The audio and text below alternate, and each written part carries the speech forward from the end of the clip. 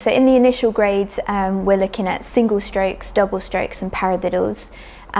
They're all applicable in modern music, which is great. Single strokes.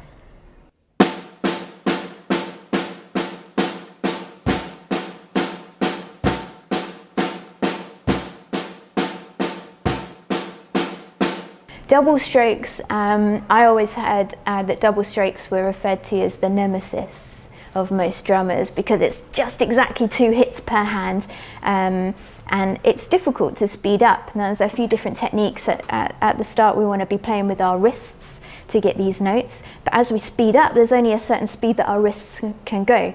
So we actually start to use a finger control technique, which is where we draw up the stick down, back 3 fingers come off, and then because of that distance, when we snap the stick back we get our second bounce, and that allows us to rebound a lot quicker. So whenever you're hearing fast double strokes, one song that comes to mind that uses double strokes is a Paul Weller tune called Changing Man, or The Changing Man, and Steve White, the drummer, plays some really cool fast doubles in that one, so that's really useful.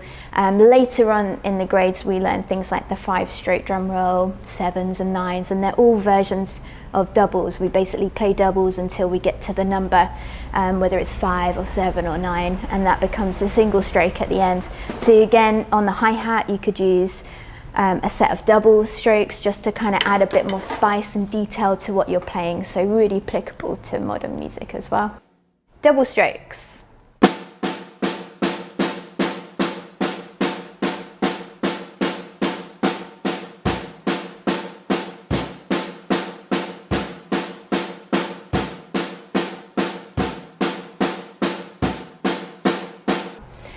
Paradiddles, great for funk music, especially if you're playing ghost notes, which are quieter notes, and accents instead of just paradiddle, paradiddle.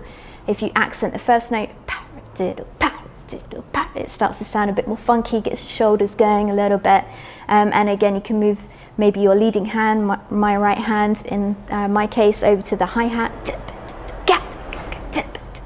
put some kicks in, and that one again sounds really great in contemporary music. Single paradiddle.